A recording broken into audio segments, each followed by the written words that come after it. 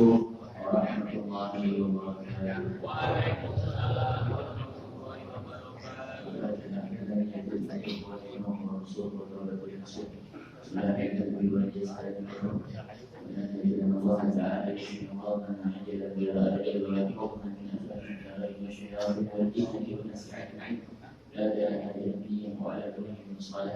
إلى حضرة النبي محمد صلى الله عليه وسلم وأزواجه وذريته وأهل بيته وأنصاره وأصحابه ومن رواه الأنبياء والمرسلين والأولياء والشهداء والصالحين بنا محمد بن عبد الله وعلى آله وأصحابه ومن والاه ولا حول ولا قوة إلا بالله أما بعد.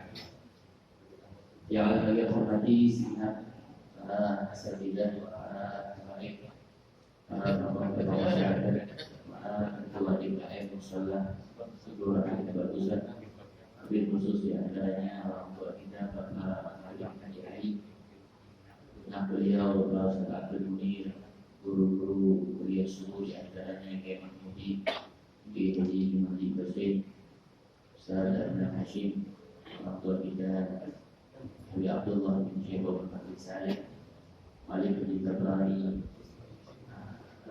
Ustaz dari Berahman Air dan seluruh daripada mobil khusus juga ketua DKM Ustaz Istri dan Masyuriyah Ustaz Rajali beserta jajarannya dan seluruh para ketua masjid musyawarah yang mohon maaf atas sebut nama yang sebut satu insyaallah dan mengurangi rasa hormat ta'zim kita kepada saya kepada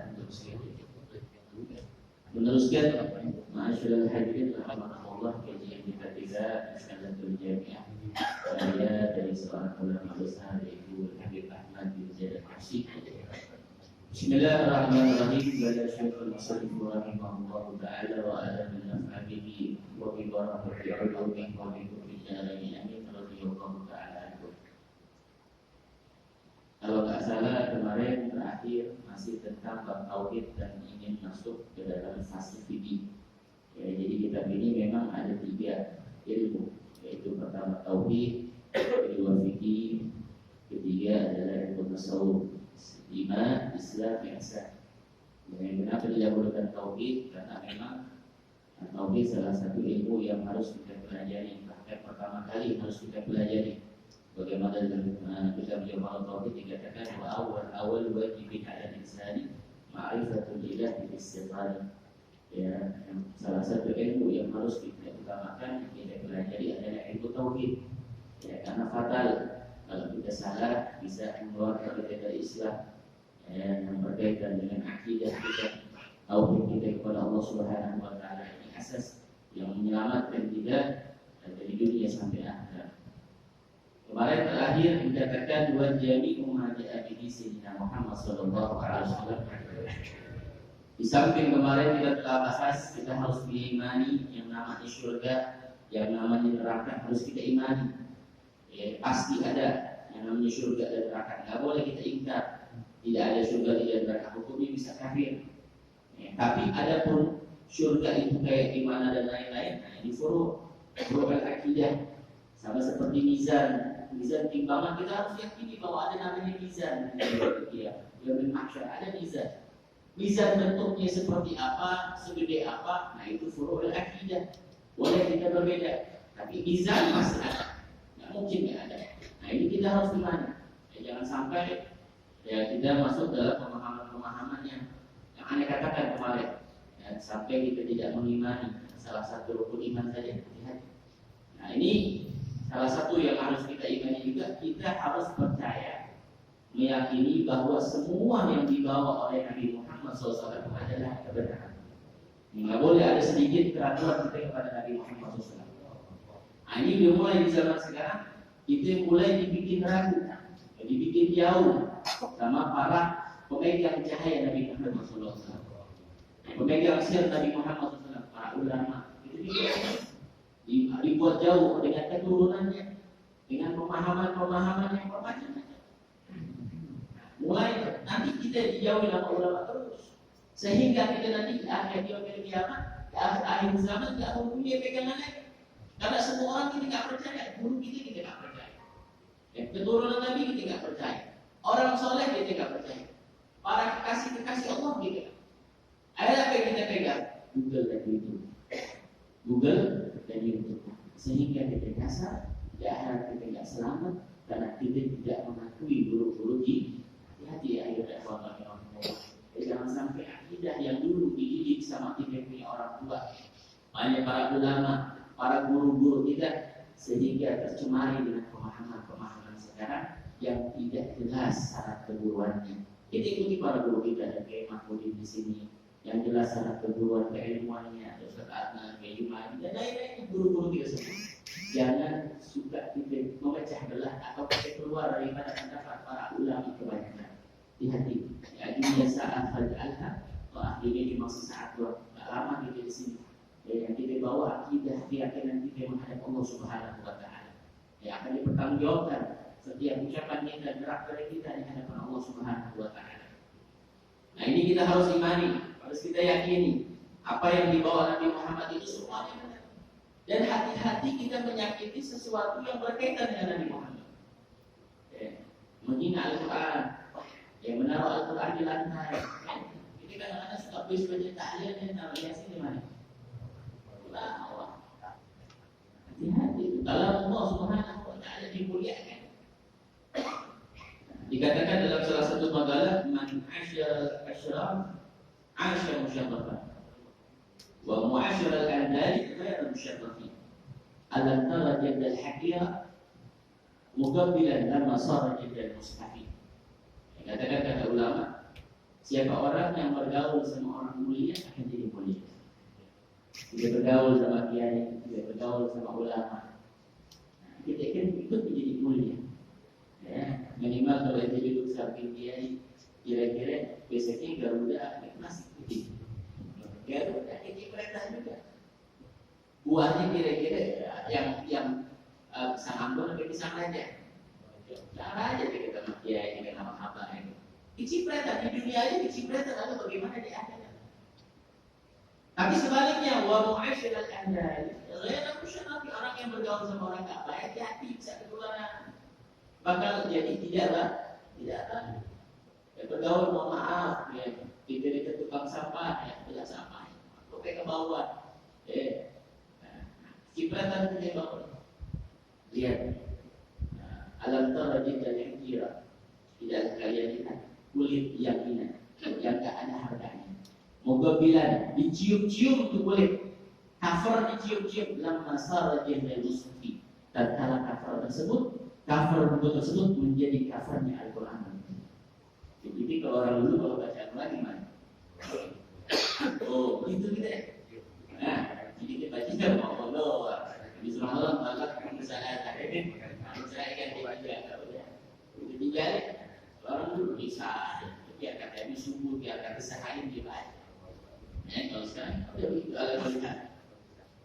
sekarang kita masuk dalam fase fikih furudul wudu sittatun.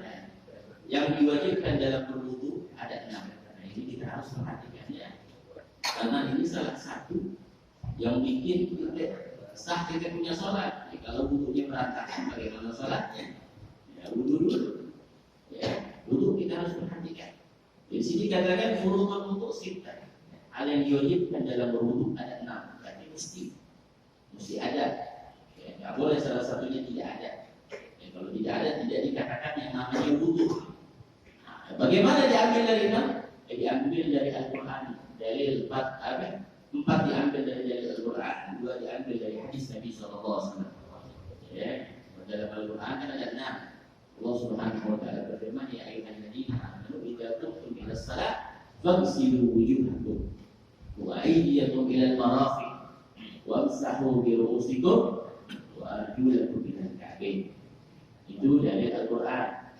4 furudul wudu diambil dari Al-Quran. Apa kata Allah Subhanahu wa taala, wahai orang-orang yang beriman, idza qumtum ila shalah, kalau kalian ingin salat, ya, faghsilu wujuhakum, basuhlah muka-muka kalian. Wa iyyakum ilal marafiq, tangan kalian sampai ke siku. Wamsahu bi ru'usikum, usaplah kulit rambut kepala kalian. Wa arjulakum ilal ka'bayn, dan kaki kalian sampai mana kaki. Itu dari 4 yang diwajibkan kita berwudu untuk membasuh anggota tersebut. Yang kedua, yang selanjutnya yang diambil dari hadis Nabi SAW adalah niat dan rajin. Ya, niat dan rajin. Yang pertama niat. Ya. Nah, wudu mesti ada yang namanya niat. Mana dalilnya innamal a'malu binniyat. Kata Imam Syafi'i, innama yasiful amal illa binniyat. Maksudnya innamal a'malu binniyat, innama yasiful amal illa binniyat. Tidak sah amal peribadatan kita kecuali jika ibadah dengan niat. Ya, dan kita pergi haji biar karena capeknya begitu, kalau kita tidak niat yang haram ada apa? Ya, ada. Nah, kita puasa dengan niat ada apa? Itu niat. Tapi itu niat dalam Ramadan mesti meniatkan di malam hari. Ya. Ini mestinya sholat biar kata 1000 rakaat kagak niat kira-kira gimana? Jadi niat. Ya, niat penting. Ya. Niat itu penting. Kadang-kadang kita remehkan, padahal yang Allah pandang niat. Allah tak pandang kita punya bisa. Masya Allah. Yang Allah pandang hati kita. Niat kita gimana sama Allah Subhanahu Wa Taala. Ya, niat kita bersedekah gimana? Niat kita ngajar gimana? Niat kita ceramah gimana? Makanya dia selalu bilang kalau kita mau jalan tempat kebaikan, minimal kita niat nawaitu kama nawaina aslafal salih. Ya Allah, aku niat pengen jalan kuliah subuh, pengen ngaji, sebagaimana niat orang soleh. Ya Allah, ini gitu juga. Kalau kita tidak bisa memperbanyak niat, memperbagus niat, nah kita minimal kita bilang, aku niat untuk ke al-masyhuriyah, untuk ngaji, sebagaimana niat orang soleh pada dulunya. Kita juga mengajar misalnya pihak seperti itu. Ini penting niatnya. Innamal a'mal binniyat. Wa waqtuha, kapan niatnya? Banyak ada pernah ngajar di satu tempat ada yang bimbingan Ustaz. Pas ada bahas niat itu harus ketika membasuh muka. Ya, ketiga inda awal inda dari awal ini saya kira lagi ketika membasuh muka. Ada digunakan usaha niat itu bukan di tangan, ternyata bukan di muka, mana udah 60 tahun belum tahu niat di muka, di muka dia berkata Islam ini di tangan. Yang punya sholat ya, lihat. Yang jauh ditaubat sama Allah Subhanahu Wa Taala sesari, ya jangan diulangi lagi. Ini niat ada di mana? Ada di muka. Tempatnya di mana? Tempatnya di hati. Rumahnya juga lebih. Tempatnya ada di hati. Wadalam tentu pihak sunnah, dilafazkan sunnah. Ya dulu lafazin itu sunnah dalam mazhab Syafi'i. Tapi kapan niatnya? Ketika membasuh muka.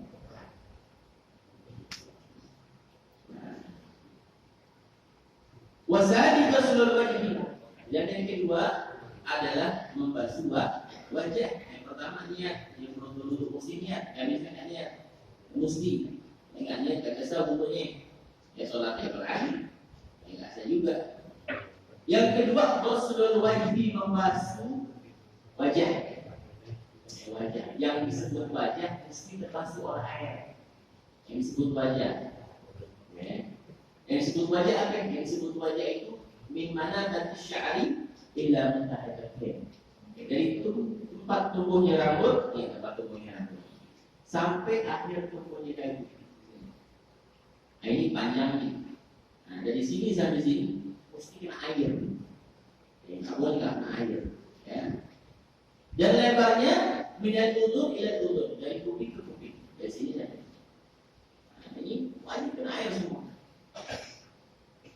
Dan bulu yang ada di muka semuanya wajib terbasuh oleh air zahir dan batin. Zahir dan batin maksudnya luar dan dalamnya mesti kena. Kalau nggak salah dalam kitab Al-Qur'an bulu-bulu yang ada di muka ada 2 bulu. Ada 2 bulu. Yang pengecualian cuma jenggot saja. Ya, jenggot, kalau jenggotnya tebal yang dibasuh cuma luarnya saja. Yang dulu yang luar gimana maksudnya? Kena luar, nggak ke kulit cukup kalau jenggotnya tebal. Kalau jenggotnya tipis, mesti luar dan dalam kena.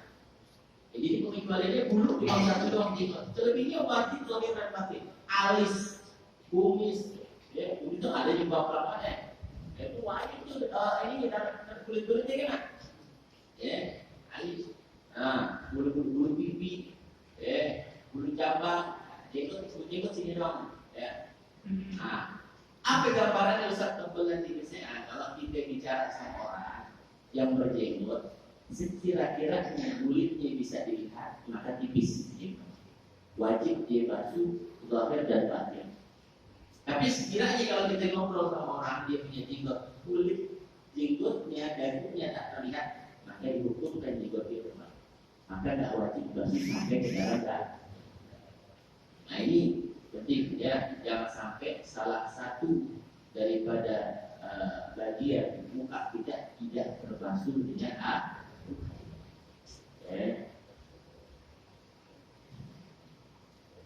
Jadi panjangnya dari tumbuhnya rambut sampai akhir dagu, dan lebarnya dari kuping sampai ke kuping. Benar-benar.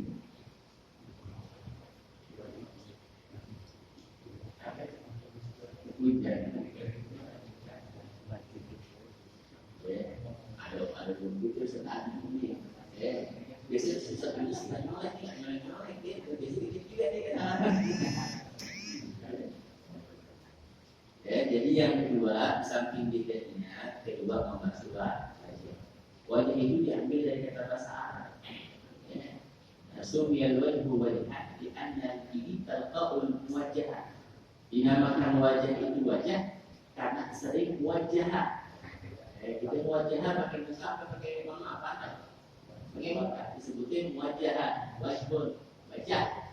Wajah kita kalau ketemu orang, ada orang ngobrol pakai muka pakai mata kita. Ya muka lah, pakai mata kita tendang orang. Makanya disebut wajah. Dan nggak boleh hukumnya mengukur wajah haram. Mukul, gampar, haram itu. Wajah. Bahasa Indonesia seperti tinggi di mana ya? Jadi nggak boleh mukul wajah. Nah ini sekilas daripada wudu, karena saya ada pertanyaan. Yang kedua, dia membasuh wajah. Ada 6. Yang pertama dari hadis yang 4 dari Al-Quran, 4 dari Al-Quran, 2 dari hadis Nabi Dokter niat dan tertib, nanti terakhir tertib. Tertib itu diambil dari hadis Nabi Dokter. Maka hadisnya beda bima pada Allah. Mulailah kamu dengan sesuatu yang Allah mulai, yang Allah perintahkan. Allah bilang dulu apa? Wajah dulu, bukan kaki dulu. Mulailah dari wajah dulu. Jadi mesti tertib nanti terakhir. Kalau tak tertib, tinggal bisa. Kaki dulu, baru muka, tangan, enaknya gitu. Yang mesti tertib berurutan. Ya Allah, mudah-mudahan sedikit ini bermanfaat. Kita hadir majlis ilmu, nggak hujan, pahalanya gede.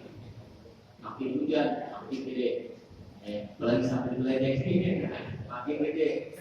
Cuma yang segelintir orang yang lulus. Segelintir orang yang lulus. Semakin besar ujian yang untuk hadir dengan mustahil, pahalanya semakin